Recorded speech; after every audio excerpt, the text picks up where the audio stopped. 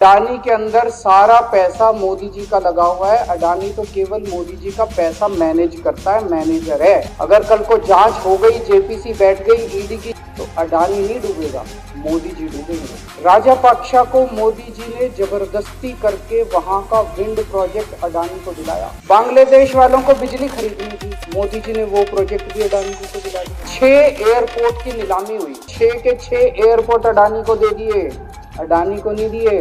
मोदी जी ने खुद 6 के 6 एयरपोर्ट को अपने नाम कर।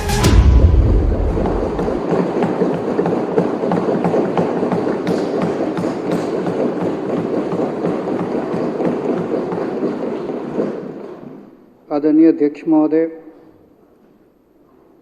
अभी कुछ दिन पहले बीजेपी का एक बहुत बड़ा नेता मिला मेरे को, उससे काफ़ी लंबी चर्चा हुई मेरी, और उसने जो जो बातें बताई वो इतनी चौंकाने वाली थी कि आप सब सुनोगे तो रोंगटे खड़े हो जाएंगे। उसने मेरे से पूछा कि केजरीवाल जी, आपको क्या लगता है मोदी जी अडानी की इतनी मदद क्यों करते हैं? मैंने कहा दोस्त हैं दोनों, इसीलिए करते हैं। कहते बस इसलिए। कहते मोदी जी ने आज तक किसी के लिए कुछ नहीं करा, अपनी वाइफ के लिए कुछ नहीं करा, अपनी माँ के लिए कुछ नहीं करा, उनके भाई गुजरात में रहते हैं उनके लिए, किसी रिश्तेदार के लिए कुछ नहीं करा, राजनीतिक गुरु के लिए कुछ नहीं किया। वो अपने दोस्त के लिए इतना कुछ करेंगे, ऐसा कैसे हो सकता है? दोस्त पे इतने मेहरबान क्यों हैं? ऐसी भी क्या दोस्ती है? आज के ज़माने में कौन कोई भाई के लिए कुछ नहीं करता, दोस्त के लिए कौन करता है? तो मैंने कहा फिर क्या मामला है? कहते आप खुद सोचो, इतना बड़ा क्राइसिस हुआ, हिंडनबर्ग की रिपोर्ट आई, चारों तरफ थू थू हुई, पूरा क्रैश कर गया अडानी ग्रुप। मोदी जी इतने स्वार्थी आदमी हैं कि अगर केवल मामला दोस्ती तक होता तो 2 मिनट में उसको साइड करते और कहते मेरा कोई लेना देना नहीं इससे। अभी भी उसको बचाने में लगे हुए हैं।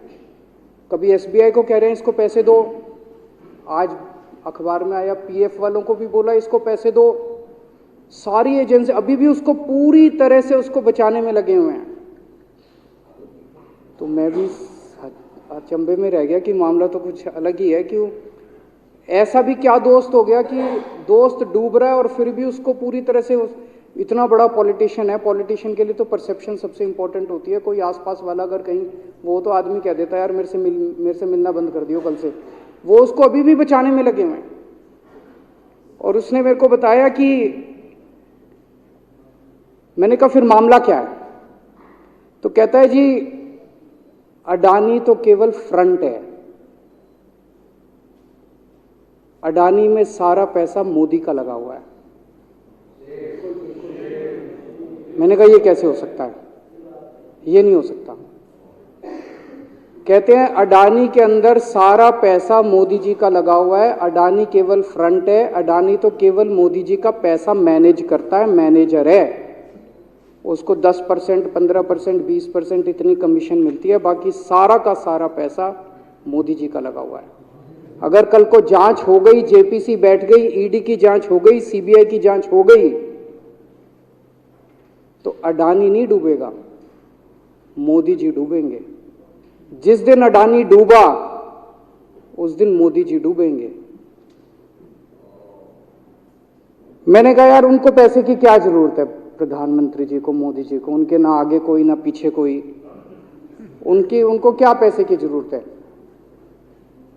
तो कहता है सर पैसे की हवस होती है, लत होती है। कहता है इतने दुनिया में इतने बड़े बड़े अमीर आदमी हैं, उनको कोई अब और पैसे की थोड़ी जरूरत है, लगे पड़े हैं सारे, और पैसा और पैसा और पैसा। बोला हवस होती है। बोला जिस दिन अडानी दुनिया का सेकंड रिचेस्ट मैन बना था, अडानी दुनिया का सेकंड रिचेस्ट मैन नहीं बना था, मोदी जी दुनिया के सेकंड रिचेस्ट मैन बने थे। और अब मोदी जी का ख्वाब है, उनका सपना है कि वो दुनिया के रिचेस्ट मैन बनना चाहते हैं। प्रधानमंत्री तो बन गए, वो दुनिया के रिचेस्ट मैन बनना चाहते हैं। फिर उसने मेरे को एक एक करके, मैं बड़ा धीरे धीरे उसकी बातों पे, पहले तो मैं एकदम शॉक हो गया, ये कह क्या रहा है कि अडानी के अंदर सारा पैसा मोदी जी का लगा है। फिर वे धीरे धीरे उसने एक एक करके बातें खोल के समझानी चालू की। कहता है मोदी जी श्रीलंका गए, श्रीलंका के राष्ट्रपति राजापाक्सा हैं। राजापाक्सा को मोदी जी ने जबरदस्ती करके वहां का विंड प्रोजेक्ट अडानी को दिलाया। क्यों दिलाया? मैं आप लोगों से पूछना चाहता हूं, आप में से कोई विदेश जाएगा तो वहां की किसी एजेंसी को जबरदस्ती करके अपने भाई को, रिश्तेदार को ठेका दिला के आओगे क्या? ऐसे कोई करता है क्या? मोदी जी ने जबरदस्ती राजापाक्सा के ऊपर प्रेशर डाल के वहां का विंड प्रोजेक्ट अडानी को दिलाया। अडानी को नहीं दिलाया, खुद लिया वो प्रोजेक्ट। वो मोदी जी का प्रोजेक्ट है, वो अडानी का प्रोजेक्ट नहीं है। और ये बात कैसे निकली? वहां का जो बिजली बोर्ड है श्रीलंका का, जैसे अपने यहाँ स्टैंडिंग कमेटी है असेंबली की, पार्लियामेंट की स्टैंडिंग कमेटी है, वैसे उनकी भी पार्लियामेंट की स्टैंडिंग कमेटी होती है। तो वहां पे पार्लियामेंट की, श्रीलंका की पार्लियामेंट की स्टैंडिंग कमेटी ने जब उनके बिजली बोर्ड के चेयरमैन को बुलाया और बोले तूने ये प्रोजेक्ट अडानी को क्यों दिया, तो उसने कहा जी राजापाक्सा साहब ने मेरे को बुलाया था, उन्होंने कहा मोदी जी मेरे पे बहुत प्रेशर डाल रहे हैं कि ये प्रोजेक्ट अडानी को दो। मोदी जी बांग्लादेश गए, बांग्लादेश वालों को बिजली खरीदनी थी, 1500 मेगावाट बिजली 25 साल के लिए। मोदी जी ने वो प्रोजेक्ट भी अडानी जी को दिला दिया। अडानी को नहीं दिलाया, मोदी जी ने वो प्रोजेक्ट खुद लिया। 25 साल तक 1500 मेगावाट बिजली खरीदने का प्रोजेक्ट बांग्लादेश का, वो भी मोदी जी ले आए अपने नाम पे। इजराइल गए, इजराइल के साथ भारत ने कई सारे रक्षा सौदे किए, रक्षा सौदे, वो सारे के सारे रक्षा सौदे अडानी को दे दिए। अडानी को नहीं दिए, मोदी जी ने खुद लिए। अभी 2-3 साल पहले 6 एयरपोर्ट की नीलामी हुई प्राइवेटाइजेशन के लिए, सरकार ने उनकी नीलामी करी, भाई प्राइवेट प्लेयर आके लो। उसमें एक कंडीशन थी कि उसी को दिया जाएंगे ये एयरपोर्ट जिसने पहले एयरपोर्ट का काम कर रखा है। हर सरकारी ठेके में होती है, हम सड़क बनाते हैं, कहते हैं भाई सड़क, जिसको ठेकेदार को सड़क बनाने का एक्सपीरियंस है उसी को दिया जाएगा। हम बिल्डिंग बनाते हैं, हम कहते हैं भाई ये पानी के वाटर ट्रीटमेंट प्लांट लगाते हैं, हम कहते हैं भाई जिसने WTP वाटर ट्रीटमेंट प्लांट इतने लगा रखे हैं उसी को दिया जाएगा। हम सीवेज ट्रीटमेंट प्लांट बनाते हैं, हम कहते हैं जिसको 20 साल का एक्सपीरियंस है, 15 साल का है, उसी को।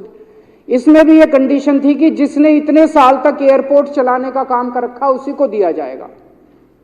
अब अडानी ने तो कर नहीं, मोदी जी ने तो कर नहीं रखा था, अडानी ने तो कर नहीं रखा था, तो क्या करते? आखिरी मोमेंट पे वो कंडीशन हटा दी गई, बोले कोई एक्सपीरियंस की जरूरत नहीं है। 6 एयरपोर्ट नीलामी पे थे, 6 के 6 एयरपोर्ट अडानी को दे दिए, अडानी को नहीं दिए। मोदी जी ने वो खुद 6 के 6 एयरपोर्ट खुद अपने नाम कर लिए। आज 2021 नवंबर में एयरपोर्ट टेक ओवर किए, 2023 1.5 साल हुआ है। 1.5 साल के अंदर आज एयरपोर्ट का 30%, पूरे देश का एयरपोर्ट का जितना धंधा है, बिजनेस है, उसका 30% बिजनेस जो है वो मोदी जी के पास है। 30%, 1.5 साल के अंदर इतना बड़ा भारत देश, इतने एयरपोर्ट, 30% एयरपोर्ट का बिजनेस आज मोदी जी के पास है। एक और बड़ी इंटरेस्टिंग चीज हो रही है, ये ईडी और सीबीआई को इस्तेमाल करके बंदूक यहां रख के लोगों की फैक्ट्रियां छीनी जा रही हैं। मतलब 10 अक्टूबर 2018 को 10 अक्टूबर 2018 को कृष्णापट्टनम पोर्ट के ऊपर इनकम टैक्स की रेड हुई और 6 अप्रैल 2020 को 1.5 साल बाद वो पूरा एयरपोर्ट अडानी ने खरीद लिया। उसके यहां बंदूक रख के उसको कहा या तो दे दे और या जेल। तो वो अडानी ने नहीं खरीदा, वो मोदी जी के पास चला गया कृष्णापट्टनम एयरपोर्ट। 10 दिसंबर 2020 को एसीसी और अंबुजा सीमेंट पे रेड हुई और 2 साल बाद 16 अक्टूबर 2022 को दोनों सीमेंट प्लांट मोदी जी के पास चले गए। 2020 जुलाई को मुंबई एयरपोर्ट का मालिक था जीवीके, उसके ऊपर सीबीआई और ईडी की रेड हुई, एफआईआर हुई, और 1 महीने बाद मुंबई एयरपोर्ट जो है वो मोदी जी के पास चला गया, अडानी के पास चला गया। तो ईडी और सीबीआई पे रेड कराते हैं, उसको धमकाते हैं फैक्ट्री वाले को, कंपनी वाले को, कि या तो जेल जा और या तेरी फैक्ट्री हमको दे दे। ये इधर तो सुनते थे हरियाणा की तरफ, ये टुच्ची, इधर इसकी फैक्ट्री भी छीन ली, पंजाब में भी सुनते थे इसकी भी फैक्ट्री छीन ली, इसकी।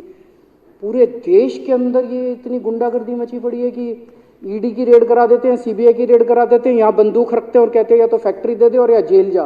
ये क्या चल क्या रहा है इस देश के अंदर? इन्होंने अभी थोड़े दिन पहले ऑर्डर निकाला कि सारे जितने पावर प्लांट हैं, जितनी राज्य सरकारें हैं, पंजाब सरकार की, हमारी जो सरकार है, उनके पास भी ऑर्डर आया, सारी सरकारों को जितना उनका कोयले की रिक्वायरमेंट है उसमें से 10% कोयला इंपोर्टेड इस्तेमाल करना पड़ेगा। और इंपोर्ट केवल मोदी जी करते थे, अडानी करता था। तो इसका मतलब आपको 10% अपना कोयला कंपलसरी, जरूरत नहीं है आपको कोयले की, लेकिन 10% कोयला आपको अडानी से खरीदना पड़ेगा। हमारे देश का कोयला 2000 रुपये टन है, इंपोर्टेड कोयला 20,000 रुपये टन है। 10 गुना दाम के ऊपर आपको अडानी से यानी कि मोदी जी से कोयला खरीदना पड़ेगा। इन्होंने सुप्रीम कोर्ट का एक और, जब कोयला घोटाला हुआ था अपने देश के अंदर, तो सुप्रीम कोर्ट ने आदेश दिया था कि अब कोयले की खदानें किसी भी प्राइवेट वाले को नहीं दी जाएंगी, सारी खदानें सरकारें। तो इन्होंने कुछ खदानें राजस्थान सरकार को दे दी, कुछ खदानें छत्तीसगढ़ सरकार को, कुछ खदानें पंजाब सरकार को, सरकारों में बांट दी। बाकी पूरे देश में केवल राज्य सरकारों के पास खदानें हैं। केवल अडानी के केस में उन्होंने एक्सेप्शन करके अडानी को कोयले की खदानें दे दी, और उसमें भी ऑर्डर कर दिया कि 4000 कैलोरी से कम वाला कोयला जो है उसको रिजेक्टेड माल माना जाएगा, जबकि वो सबसे अच्छा कोयला माना जाता है, और वो रिजेक्टेड माल इसको फ्री में मिलता है। तो कम से कम 2800 करोड़ रुपए का कोयला हर साल फ्री में मोदी जी ले जाते हैं। 2800 करोड़ रुपए का कोयला हमारी खदानों से हर साल मोदी जी निकाल के ले जाते हैं। 2014 में, अभी जो अतिशी जी ने कहा, 2014 में अडानी जी की यानी कि मोदी जी की जायदाद 50,000 करोड़ की थी। 7 साल बाद इनकी जायदाद हो गई 11.5 लाख करोड़। मोदी जी इतना पैसा लेके कहां जाओगे? 11.5 लाख करोड़ रुपए की जायदाद, 7 साल में इतना लूट लिया आपने देश को।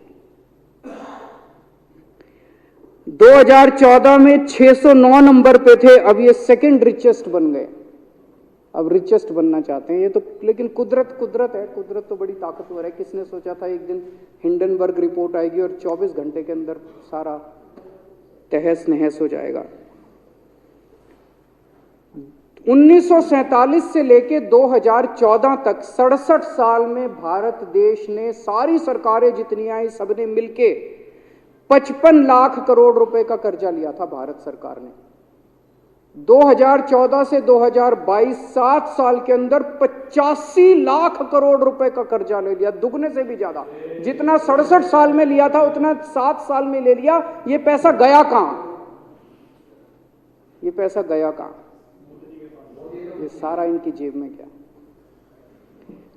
तो मैं जनता को कहना चाहता हूं, आप तो जीएसटी देते हो, अपने बच्चों का पेट काट के टैक्स देते हो, दूध पे, दही पे, हर चीज पे जीएसटी देखो।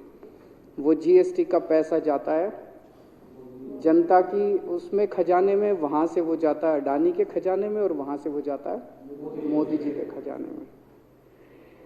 दोनों हाथों से लूट मची हुई है, पूरे देश को लूट रहे हैं प्रधानमंत्री जी, मोदी जी पूरे दोनों हाथों से लूट रहे हैं। कोयला लूट रहे हैं, एयरपोर्ट लूट रहे हैं, सड़कें लूट रहे हैं, बिजली लूट रहे हैं, पानी लूट रहे हैं, कुछ नहीं छोड़ा, सब कुछ लूट रहे हैं। जितना कांग्रेस ने 75 साल में नहीं लूटा, उससे 10 गुना इन्होंने 7 साल के अंदर, 8 साल के अंदर लूट लिया देश को। अडानी का क्या रोल है इसमें? मोदी जी कम पढ़े लिखे हैं, उनको समझ नहीं है कि करना क्या है। अडानी आके बताता है पैसा यहां लगा लो, इस देश में चलते हैं, वहां की ये कंपनी खरीद लेते हैं, ईडी को और सीबीआई को इसके पीछे लगा दो। वो सारा मैनेजमेंट करता है, दिमाग उसका, पैसा मोदी जी का। उसके बदले में उसको पता नहीं 10%, 15%, 20% कितनी कमीशन मिलती है, लेकिन दिमाग सारा अडानी का है। और मेरे को ज्यादा चिंता इस बात की है अध्यक्ष महोदय, प्रधानमंत्री जी कम पढ़े लिखे हैं, उनको कम समझ में आता है। लोग आके उनको कुछ ना कुछ कहीं भी जाते हैं या कोई विदेश से आता है, उसके जो भी विदेश से नेता आता है या कहीं जाते हैं तो दो ही कंडीशन होती है। एक तो उसको कहते हैं भाई गले मिल ले तो फोटो खिंचा ले, गले मिल ले फोटो खिंचा ले, पार्क में घूम ले, तो वो फोटो खिंचाने के लिए उसको कहा जाता है भाई फोटो खिंचा ले, फोटो खिंचाने के लिए। और दूसरा उसको कहा जाता है भाई अडानी को ये ठेका दे दे, अडानी को ये ठेका दे दे। और कोई किसी कईयों को कहते हैं तारीफ कर दे, कोई आके कुछ नेता आके कहते हैं ना मोदी जी तो दुनिया के सबसे लोकप्रिय नेता है। उसने क्या लेना देना मोदी जी दुनिया के सबसे लोकप्रिय, वो आके क्यों कह रहा है? बदले में वो देश, ये जो गोरे हैं ना, बहुत चतुर हैं, बहुत चालाक हैं, ये ऐसे इतने भोले वाले नहीं है कि यहाँ पे आए और कह गए मोदी जी दुनिया के, वो पता नहीं किस किस चीज पे साइन करा के ले जाते हैं, पता ही नहीं चलता बदले में क्या साइन करा के ले जाते हैं। यही हुआ था 17वीं 18वीं सदी के अंदर हमारे देश में। वो ईस्ट इंडिया कंपनी वाले आते थे, उस टाइम के हमारे राजे महाराजे भी ऐसे ही अनपढ़ होते थे, उनको कुछ अकल होती नहीं थी। उनके राज्य, उनके दरबार में आते थे, उनकी तारीफ करते थे, खूब तारीफ करते थे, और पता नहीं किस किस चीज पे साइन करा के ले गए। 100 साल के अंदर पूरा देश अंग्रेजों ने कब्जा कर लिया। वही हाल अब हो रहा अपने देश का कि हमारे कम पढ़े लिखे प्रधानमंत्री हैं, पैसे की हवस है, और मतलब जो भी आता है 2 लाइन उनके उसमें बोल दे, गले मिल ले, पार्क में घूम ले, अडानी को 2 कंपनियों का ठेका दे दे, बदले में पता नहीं देश का क्या क्या बेच दिया इन लोगों ने। बहुत चिंता है हम लोगों को देश की इस वक्त, जिस दौर से देश गुजर रहा है। मुझे लगता है कि आज़ादी के बाद से सबसे भ्रष्ट प्रधानमंत्री अगर कोई हुए हैं जिन्होंने देश को इतना लूटा है, तो वो आज मौजूदा प्रधानमंत्री हैं। और उसके ऊपर कम पढ़े लिखे हैं, उनको कुछ पता नहीं, कोई कुछ भी उनसे साइन करा के ले जाता है, किसी को कुछ पता नहीं चलता। मैं संजीव झा के प्रस्ताव का समर्थन करता हूँ।